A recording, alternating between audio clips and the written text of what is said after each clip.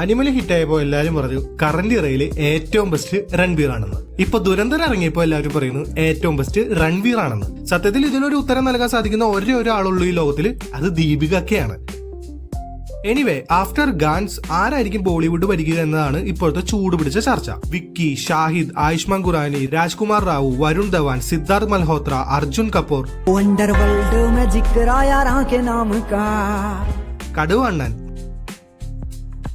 മുതലായവരുടെ കയ്യിൽ വരുംകാല ബോളിവുഡ് ഇൻഡസ്ട്രി ഭദ്രമാണ്. പക്ഷെ ഒരു സ്റ്റാർ എന്ന നിലയിലും ആക്ടർ എന്ന നിലയിലും ഒരുപോലെ തിളങ്ങാനായിട്ട് രൺബീറിനെയും പോലെ ഇവർക്ക് ആർക്കും കഴിഞ്ഞിട്ടില്ല. ഈ കറന്റ് ഇറയിൽ ബോളിവുഡിലെ ഏറ്റവും കൂടുതൽ കമ്പാരിസൺ നടക്കുന്നതും ഇവർ തമ്മിലാണ്. ശരിക്കും രണ്ട് ആക്ടേഴ്സ് തമ്മിലുള്ള കമ്പാരിസൺ അത് കാണുന്ന ഓഡിയൻസിന്റെ പെർസ്പെക്ടീവിലാണ് വർക്ക് ആകുക. ഇവരിൽ ആരാണ് ബെസ്റ്റ് എന്നത് കണ്ടുപിടിക്കുന്ന ഒരു വീഡിയോ അല്ല ഇത്, മറിച്ച് ഈ രണ്ടുപേരുടെയും സാമ്യങ്ങളും അവരുടെ ആക്ടിംഗ് സ്റ്റൈലും നോക്കുന്ന വീഡിയോ ആണ്. ഈ ചർച്ചകൾക്ക് പിന്നിലുള്ള പ്രധാന കാരണം സിനിമകൾ തമ്മിലുള്ള മത്സരമല്ല, മറിച്ച് ആരാണ് അടുത്ത സൂപ്പർ സ്റ്റാർ എന്ന ടാഗിന് വേണ്ടിയിട്ടാണ്. ആനിമൽ എന്ന സിനിമയിൽ സന്ദീപ് റെഡ്ഡി രൺബീറിന് സൂപ്പർ സ്റ്റാർ ടൈറ്റിൽ കൊടുത്തു. ഗാൻമാർക്ക് ശേഷം രൺബീർ ആണെന്ന് ആളുകൾ വിശ്വസിച്ചു തുടങ്ങിയപ്പോ രൺബീർ ഇപ്പോ ദുരന്തറായിട്ട് വന്ന് ഞാനും കൂടെ ഉണ്ടെന്ന് പറഞ്ഞു. വിക്കി, സിദ്ധാർത്ഥ്, ഷാഹിദ്, രാജ്കുമാർ പോലെ മിടുക്കന്മാരായ നടന്മാരെ എക്സിസ്റ്റിംഗ് ആണെങ്കിലും രൺബീറിന് സ്റ്റാർ എന്ന നിലയിലും ആക്ടർ എന്ന നിലയിലുമുള്ള ഏറ്റവും വലിയ വെല്ലുവിളി രൺബീറാണ്. രൺബീറും എന്റെ ഒരു നിരീക്ഷണത്തിൽ രൺബീർ ഒരു കണ്ണാടി പോലെയാണ്. അതായത് ഏതൊരു ക്യാരക്ടർ നിങ്ങൾ അയാൾക്ക് കൊടുത്താലും അത് അയാളുടെ സ്റ്റൈലിൽ അയാൾ പ്രതിഫലിപ്പിക്കും. രൺബീറായി നിന്നുകൊണ്ട് ആ ക്യാരക്ടറിനെ മനോഹരമാക്കും. സഞ്ജു ആയാലും അനിമൽ ആയാലും രൺബീർ ആവേശം മനോഹരമായിട്ട് ചെയ്തു എന്നാണ് നമുക്ക് തോന്നുക. രൺബീറിന്റെ കണ്ണുകളും മിനിമൽ ആയുള്ള ആക്ടിങ്ങും സെർട്ടൈൻ ആയിട്ടുള്ള ക്യാരക്ടറൈസേഷനും ആണ് അദ്ദേഹത്തിനെ ഒരു മിറർ ആക്കി മാറ്റുന്നത്. ഇനി രൺബീറിലേക്ക് വന്ന ഇയാൾ ഒരു ഓന്താണ്. കാരണം നിങ്ങൾ ഓഫ് സ്ക്രീനിൽ കാണുന്ന രൺബീർ വേ ഓൺ സ്ക്രീനിൽ കാണുന്നത് റേ. അതായത് ഒരു അന്യനും അമ്പിയും കളിയാണ് പുള്ളി. ഇങ്ങനെ ഓന്തായിട്ട് വിശേഷിപ്പിക്കാൻ കാരണങ്ങളുണ്ട്. പുള്ളിയുടെ ഏതൊരു ക്യാരക്ടർ എടുത്താലും നിങ്ങൾക്ക് രൺബീർ എന്ന മനുഷ്യനെ കാണാൻ സാധിക്കില്ല. അയാൾ ആ ക്യാരക്ടറായിട്ട് അങ്ങ് ജീവിക്കുകയാണ്. സോ ഒന്നിനെ പോലെ ഏത് തരം റോൾസിലേക്ക് അഡാപ്റ്റ് ആകാനായിട്ട് അയാൾക്ക് സാധിക്കും. ഒരു ക്യാരക്ടറിന് വേണ്ടിയിട്ട് പുള്ളി എടുക്കുന്ന എഫേർട്സും അതുപോലെ തന്നെയാണ്.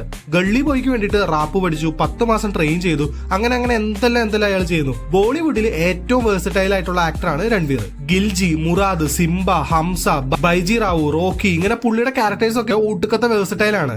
ഈ രണ്ടുപേരുടെയും ഒരു കോമൺ ഫാക്ടർ ഇവർ രണ്ടുപേരും ഒരു റോളിന് വേണ്ടിയിട്ട് ഹോംവർക്ക് ചെയ്യുന്നുണ്ടെന്നാണ്. രൺബീറിന്റെ കാര്യം പറയുമ്പോൾ എല്ലാവരും പറയുന്ന ഒന്നാണ് അയാൾക്ക് കൂടുതൽ റേഞ്ച് ഉണ്ടെന്ന്. ഇനി രൺബീറിന്റെ കാര്യമാണെങ്കിൽ ഡെപ്ത് ഉണ്ടെന്നാണ് പറയാറ്. റേഞ്ച് എന്ന ഒരു നടന് വ്യത്യസ്ത കഥാപാത്രങ്ങളിലേക്ക് മാറാനുള്ള കഴിവ്, ഡെപ്ത് എന്നാൽ ഒരു കഥാപാത്രത്തിന്റെ ഇമോഷണൽ ലേയേഴ്സ് വളരെ ശക്തമായിട്ട് അവതരിപ്പിക്കാനുള്ള കഴിവ്. ഇത് രണ്ടും കറക്റ്റ് ആയിട്ട് തന്നെയാണ് എനിക്ക് തോന്നിയിട്ടുള്ളത്. ബാജി റാവുലും മറാത്തി ആക്സന്റ്, ഗള്ളി ബോയിലെ താപ്പോരി സ്ലാങ്, ജയശബായിലെ ഗുജറാത്തി സ്ലാങ്, അങ്ങനെ പല ടൈപ്പ് സ്ലാങ്സും ആക്സന്റ് യൂസ് ചെയ്യാനും അബ്ബാര വോയിസ് മോഡുലേഷനും രൺബീറിനുണ്ട്. അതുകൊണ്ട് തന്നെ ഒരു പെർഫെക്റ്റ് നായകനായും പെർഫെക്റ്റ് ബ്രൂട്ടൽ വില്ലനായിട്ടും എനിക്ക് പലപ്പോഴും രൺബീറിനെ സങ്കല്പിക്കാനാകും. ഇനി രൺബീറിലോട്ട് വന്നതിനാൽ കണ്ണുകൾ കൊണ്ട് അഭിനയിക്കുന്നവനാണ് പുള്ളി. കിഡ് റൊമാൻറ്റിക് റോൾസും ഫീൽ ഗുഡ് മൂവീസും ചെയ്യാനായിട്ട് രൺബീർ കഴിഞ്ഞ ആരും ഉള്ളൂ. ബർഫി സിനിമയൊക്കെ വേറെ ആരെ കൊണ്ട് ചെയ്യാൻ പറ്റാത്തത് മനോഹരമായത് രൺബീർ ചെയ്തതുകൊണ്ടാണ്. ഞാൻ നേരത്തെ പറഞ്ഞ പോലെ സബ്റ്റിലായതും മിനിമൽ ആയിട്ടുള്ള ആക്ടിംഗ് ആണ് ഇങ്ങേരുടെ. ബർഫി, റോക്ക് സ്റ്റാർ, തമാശ, അനിമൽ, സഞ്ജു മുതലായ സിനിമകളിൽ രൺബീറിന്റെ ഇമോഷണൽ ഡെപ്ത് വളരെ ശക്തമാണ്. സബ്റ്റിലായുള്ള ബോഡി ലാംഗ്വേജും എഫേർട്ട്ലെസ് ആയിട്ടുള്ള സ്ക്രീൻ പ്രസൻസും ആണ് പുള്ളിയുടെ ഒരു പ്ലസ് പോയിന്റ്. ചില ക്യാരക്ടേഴ്സിൽ പുള്ളിയുടെ സ്വന്തം പേഴ്സണാലിറ്റി വിസിബിൾ ആവാറുള്ള പോലെ എനിക്ക് തോന്നിയിട്ടുണ്ട്.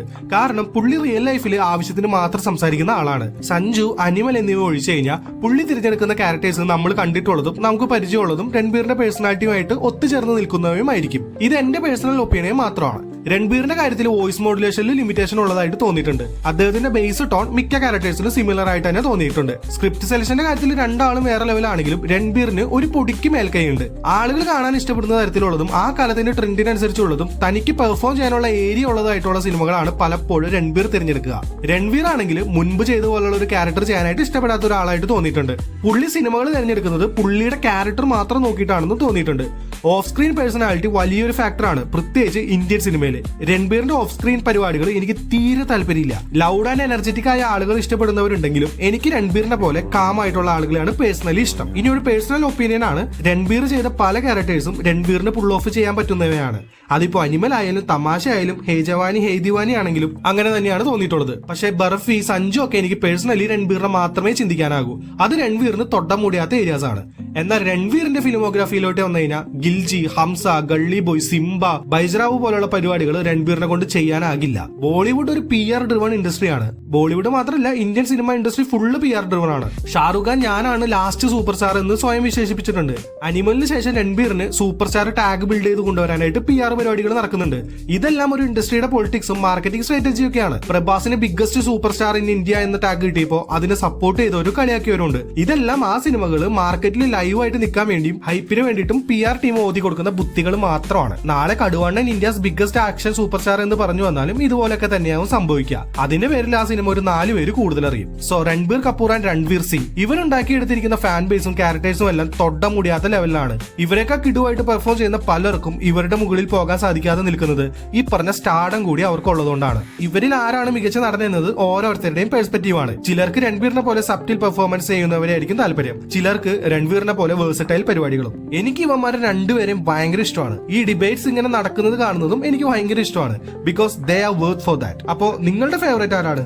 രൺബീർ ആണോ അതോ രൺവീർ ആണോ? കമന്റ് ചെയ്യുക. സോ നെക്സ്റ്റ് വീഡിയോ ആയിട്ട് കാണുന്നവരെ ബൈ ഗൈസ്.